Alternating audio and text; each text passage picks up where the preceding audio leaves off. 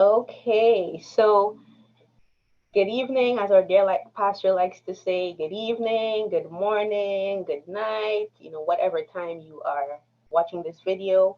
We just wanted to say hello and welcome to you. My name is Sister Angel, and I'm here with our resident psychotherapist, Sister Amarine Thomas. Do you want to say hello to the people? Hello, folks. Okay, and so today we're going to be covering a topic called emotional eating. Now, as you know, or some of you might not know if you're maybe just tuning in, this year the focus, the theme of this year at Shiloh is walking out a new normal, living right and living well. And so when we talk about living well, we have a holistic approach. So not just living well spiritually, not just living well physically, but also living well emotionally and mentally. So today we're just going to be starting that conversation around emotional eating. So Sister Almarine is just going to share with us, give us some insight into what that means because you might have heard the term before, and who knows, by the end of this video, you might realize, hey, I might be guilty of emotional eating. So, Sister Almarine, can you just share with us, tell us a bit more about what is emotional eating? Okay. So we all know that food is a normal part of our existence, where we need food to survive. We need Mm-hmm, food to nourish our body. It's connected to our emotions, celebrations, family events, you name it. And we do have an emotional connection to food. However, that emotional connection can actually become unhealthy. And so emotional eating really is a response to either a positive or a negative emotion. Typically, and I would say for the most part, it's usually a response to a negative emotion, which could mm-hmm, be stress, boredom, loneliness, fear, sadness, any kind of emotion that triggers a discomfort in someone is very much connected to emotional eating. Okay, now I've already, just from your definition alone, I already know that the light bulb is going off in my head. I'm definitely guilty of emotionally eating. So you mentioned stress. So can you give maybe an example of how stress could lead someone to emotionally eat? Mhm. So stress could be either in your family, at work, in your relationship, even in the church, Mm-hmm, right? So stress could be feeling, for example, at work that you're unappreciated. mm-hmm, Stress could be a boss who's putting way too much on your plate, not recognizing some boundaries. Stress yeah, could be even parenting your children. Stress could be in a marriage, in a romantic relationship. So stress could even just be internal as well. So internal could be us holding on to things, and that could mm-hmm, create stress in us. So it's not just right. always on the outside, but also on the inside. Okay, so so you mentioned work stress. It could be in your family. It could be even at church, right? There is stress there as There's well. stress Um, everywhere. yep, everywhere. We can't avoid it. And so you mentioned so stress. That's sort of um, a broad cause. Like, can you like tell us some other causes of emotional eating? So another cause would be someone who tends to bury their Mm, emotions or deny their emotions. right. Because talking about your emotions requires us to be very vulnerable, and sometimes Right. that's uncomfortable for people. Mm-hmm, And sometimes by facing your emotions, you have to face your reality, and that can be right. really fear triggering for some people. And it Mm-hmm, also has to do with people who don't know how to express themselves. Some people, they're not aware of their emotions and they don't know what words to use. So denying, burying, being oblivious about our emotions can also lead to emotional eating. okay. Do you think someone, because you mentioned denying somebody who might be trying to bury their emotions or maybe denying their feelings? What about someone who maybe has trouble expressing themselves, like expressing their emotions? Could that lead them to emotionally eat? It could, right? Because having trouble expressing your emotion means that you're holding in all those emotions, Hmm. right? If you don't find another outlet to deal with the emotions and you're holding on to them, then imagine what someone is walking around with, right? Right, That's a heavy burden on themselves, physically, emotionally, spiritually, mentally, you name it. right. Yeah. And so imagine someone needs an escape, right? And for Mm, some yeah. people, it's through emotional eating. Mm-hmm. And the one thing to make clear is that emotional eating doesn't mean that it's not emotional eating if you pick up a bag of popcorn and you eat it at the end of the movie once in a blue moon. Right. Emotional eating is something habitual. It's something that some people will do almost every day, multiple times a week. And a lot of Mm-hmm. times, you may not know that your loved ones are emotional eaters Right. because a lot of time there's an element of secrecy, not because someone is deceitful. It's more about some emotional pieces that come with being caught in that cycle. Right. Okay. And I can't help but think of, um, I guess the pandemic. The pandemic comes to mind because I feel like a lot of people were talking about ordering out a lot, having to stay home a lot, maybe working from home. They found themselves eating a lot more than usual, the stress of being cooped up. So, whether it's the pandemic or stress, coming from different sources, as you mentioned, what would a consequence of emotionally eating be, after doing it over a period of time? I imagine it would have consequences, right? Hmm. So some of the consequences of being trapped in this emotional eating is that actually emotional eating does not resolve the source of the problem. It doesn't Mm, address the stress. It doesn't address our discomfort with emotion. It doesn't address all those pieces because there's an emotional cycle, right? So something stresses you out, you feel lonely, you feel unappreciated, something uncomfortable, and then it becomes so overwhelming that you need relief and mm, and emotional eaters, they tend to get relief through food. mm, And so what happened is that they will automatically go get the food that they need to soothe themselves, to feel comforted, to fill whatever void it is that needs right, to be filled. But then they overeat. And then when they overeat, they feel guilty and feel shame. right. It's a bit of a vicious cycle that they Mm, get trapped in that makes them feel really powerless. And so as you can see, there's an immediate fix, mm, right? But it doesn't really deal with the source of the stress and the loneliness and feeling unappreciated and all those things. So that is okay. a consequence. Okay. And in terms of, because you mentioned the cycle, so we'll talk a bit more about the cycle in a bit. But in terms of long-term consequences, right? So you mentioned the guilt, so they kind of repeat this habit. So what would be a long-term consequence as a result of emotionally eating? Well, a long-term consequence could be the physical effect on your body, right? Mm-hmm. And I'll talk more after about how to begin to break that cycle. But one of the Mm-hmm. consequences of emotional eating is that someone who's an emotional eating tend not to go for healthy food, Right. right? Like that picture in the back of you, right? It tends to be those sugary sweet foods Mm, that gives us that boost, that kick that we need. right. Yeah. And emotional eating can actually become very addictive. There's Mm-hmm. almost like someone who it could get to the point where someone who's addicted, let's say to alcohol or exercise or whatever the case is, Right. but there's always that fix. So there's always a need for more and more. So what happens Mm-hmm. is it will affect your health and will also potentially lead to someone binging, right? So they'll overeat and overeat and overeat unhealthily. And Right. so the longer it takes for someone to deal with those emotional stresses, the longer it's going to become so ingrained and so addictive and so automatic that it's going to get harder to break out of that cycle.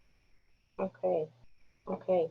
So, just coming back to the emotional cycle, that cycle of eating, can you just sort of walk us through the steps, and as you do so, maybe someone might be able to identify if they are sort of trapped in that cycle. Can you Yeah. sort of list out the stages of that cycle?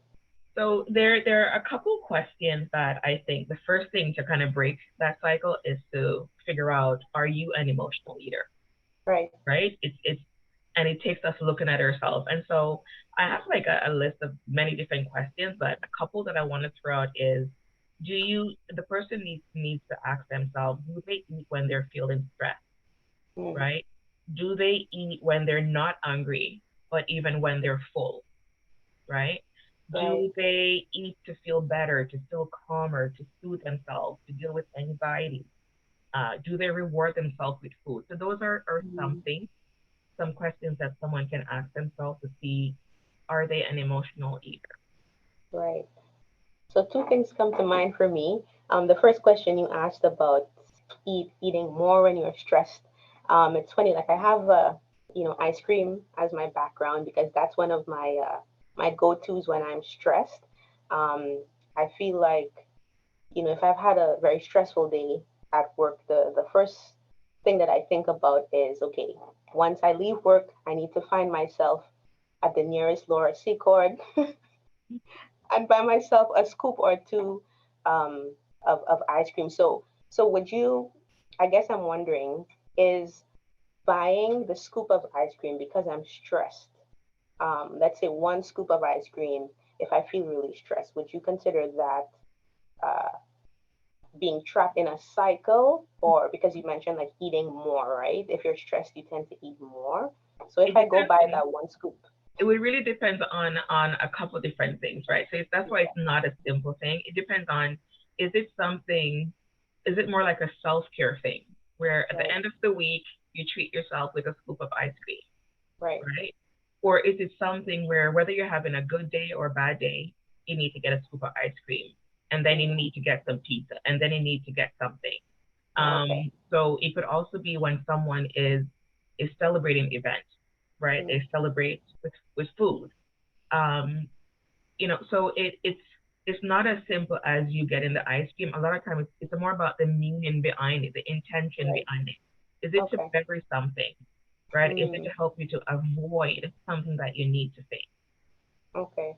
So let's say if every time I'm faced with a stressful situation, oh, I go buy the ice cream versus maybe finding someone to sort of talk things through with, Absolutely. then Yeah. I there's an issue there. Yeah. If there's a pattern to it, Okay. right? Sporadically, I think we all do it, but if you notice that there's a cycle and there's a pattern, Mm, chances are you may be an emotional eater. okay. And one of the I saw sort of test questions you asked as well was, do you sort of eat to like reward yourself with food? How could that be, I guess, harmful? Rewarding yourself with food, with food. Well, rewarding yourself with food, it it could be harmful in the sense that if it's the only thing that you see as Okay. your reward, right? So Okay. there's a bit of a pattern where there's variety is a good thing. Okay. But if automatically your reward, whether it's something good, let's say you do well in a test, or you got a promotion, or um, something happened in the relationship that really made you feel good. Okay, I'm going to reward myself with something, right? And then if something happened bad, I'm going to reward myself with food, right? And Right. so when we notice that we're eating more and more, but another way I find to help with someone understand if they're emotional eater is to understand, are you eating because you're hungry, you're physically hungry, or emotionally hungry?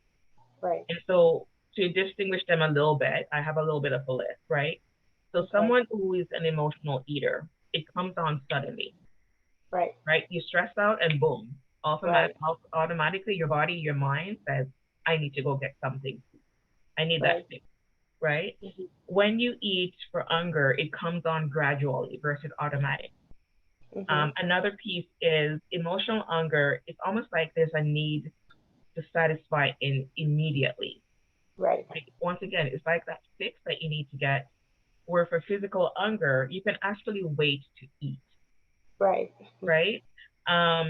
Another part is that emotional eaters, they tend to crave non-nutritional food, ice cream, donuts, could be crazy kind of pasta, whatever the case is, versus someone who is physically hungry, they can have a combination or they can choose something healthier.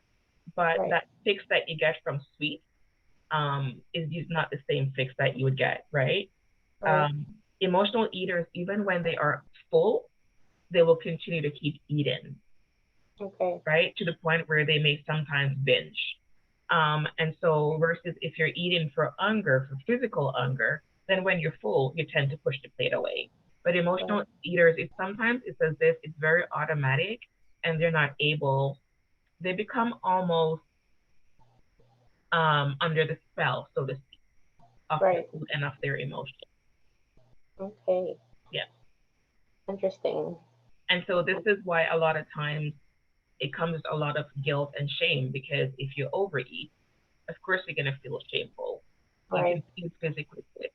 Right. And so emotional eaters, that's why sometimes they will do it in secret, right? They may Mhm. have food in their room, they may sneak food certain way and eat in private. And of course, then they feel shame for giving Right. into their urges, but also shame for doing it in secrecy. And then Right. they eat again to soothe Right. themselves. So it just get trapped in that cycle.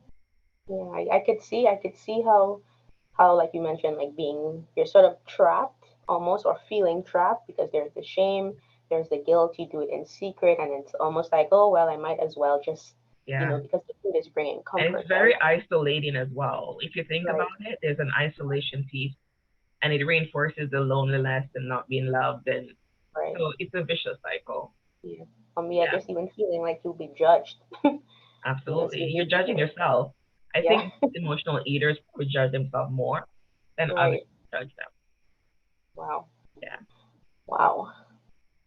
Um, you mentioned, I guess, sort of with the cycle, I found it was an interesting point, sort of differentiating between emotional, the eating, and then just being physically or I guess naturally hungry. Mhm. And so it's good that you sort of differentiated the two there. So hopefully those watching, they'd be able to tell, okay, maybe I need to probably talk to someone. Yeah. And you mentioned sort of at the beginning, sharing more about how to break that cycle. Can you share some more about that? How to break that cycle? I Yes. think that the biggest thing is to be honest, is for someone to be Hmm. honest with themselves that they have a problem with food. Right. And I think, we talk a lot about how shame and guilt, those things will, a lot of times, they're lies, Right. right? Rather than compassion and saying, okay, this is someone who's hurting, this is someone who's in pain, that shame and Mhm. guilt will judge them harshly, right? Right. And make them feel worse and make them feel as if they're the weakest person in this world, when in reality, what they need is to hear voices of compassion, Right. right? And so if you stay in isolation, you're only going to hear your voice. And even you won't even be able to hear God's voice that tells you how great you are. So I Right. think a big thing is really checking yourself to see, are you eating mostly for emotional hunger or physical Right. hunger? Admit that to yourself and reach out to someone, Right. in spite of the shame and in spite of yourself, because the isolation will just make it worse. Okay. And do you have any like additional tips? Maybe there's someone who um they might not be comfortable just yet talking or reaching out to someone to say, hey, I find myself doing this often. What about the person who maybe likes to write? Like, is there something for the person who does that? If the person doesn't feel comfortable yet to speak to someone, it's really all about coping, right? Emotional eating starts as a coping routine that just became or become unhealthy, Right. right? And there are healthy and unhealthy coping. And so if someone isn't a talker, it's not so much about the talking versus dealing with the emotion, Right. right? So whether you want to journal, whether you want to self-soothe yourself, so whatever that emotion is, it's how you know to target what may need to get done. So if you're feeling isolated and alone, you may need to put yourself in social situations that are healthy, give you opportunity to meet other people. If Right. you're feeling tired or invalidated, then you may need to start doing things and making certain statements to yourself to make you feel validated. So Right. once you're able to target what is that need, it's a little bit easier to fix it. Or Hmm. I wouldn't say fix it. I would say to deal with it and manage it better. It could Right. be through physical exercise. It could be a lot of different things, right? The first Right. thing is really just to admit that it does exist. Right. Right. And there's something that you had said when we were talking about sort of being trapped in the cycle, judging yourself, being some of the person that is the emotional eater being uh, one of those persons that judges themselves the most or maybe the most harshly. Mm-hmm. Um, there's something that you had said there, you know, not that the person should recognize like who God says they are, right? So they may not be comfortable just yet reaching out to someone, but maybe finding ways to sort of meditate on one truth, like whether it's saying, okay, this is what God says about me, and maybe sort of using that as one thing to sort of get them through until they're at that place where they're able to reach out to someone, and as you said, being more physical and um, Yeah. just getting more and more active, just finding activities or Yeah. alternative ways to cope, right? It really comes down to whose voice you Right, choose to listen to. right, Your own, either someone else's, your own God, really. So yeah. right. Yeah. And I'm thinking too, like, even as you mentioned, um, being more active or finding an activity, right? It's just very, I don't I'm gonna say cool, but it's not strong enough. It's not the word I'm really thinking of, but just how amazing how everything sort of works together, right? Like coming back to the theme of this year, living right and living well. Like it's really Exactly. holistic, right? So we're talking about Not living emotional. perfectly, living well. Yes, right. And there are very practical ways to do that, right? So it's so cool how everything sort of ties in well with each other. So we're dealing with emotional eating, but we want you to get active, right? That's a plug for our physical health, right? And also focusing on what does God say about me. So it's a mindset change, being spiritually, like living right, and living well spiritually as well. So it's just really amazing to see um, just I guess the theme for this year just really uh, being applied, if that's how I can put it. Um, is there anything else that you want to share on emotional eating? Really, just that if you feel that you do want to start talking about emotional eating, reach out, um, to at the church, and we'll be able to help get you connected to someone who can help walk with you through that. And I know we'll put the phone number and the email address That's on right. the screen, so you'll be able to get those. But yeah, really just reach out, Right. and take a chance, reach out and see what happens. And I definitely think it will help you to have a better mental health. Yes. Okay. So we just want to thank everyone for watching. I certainly feel like I benefited just from being on this video and having this conversation with Sister Almarine. And like she mentioned, please reach out. The information will be on the screen, and we just appreciate you taking the time to care for your mental health, right? Making it a priority, wanting to sort of check yourself and see if there are any habits that are sort of detrimental to you. And it takes boldness, it takes courage to be able to say, yes, I need help with this. So this is just the beginning. We've got all year to do this living well, living right, living well in a holistic way. And so just be on the lookout for more talks concerning our mental health. Who knows what we will tackle next? If you have suggestions, you can put it in the comments, let us know. Um, and just be sure to like the video. You can subscribe to the page if you haven't done so as yet, as the handlers would say. Like the video, share it with someone, maybe you have been able to identify from this video, maybe able to identify someone who is an emotional eater, and you might be able to say, hey, I was looking at this and I think this can help you. So be sure to share the video as well. Um, so, yes, that's it for us for now. We will see you next time. Thank you again for watching. Bye for now. Bye.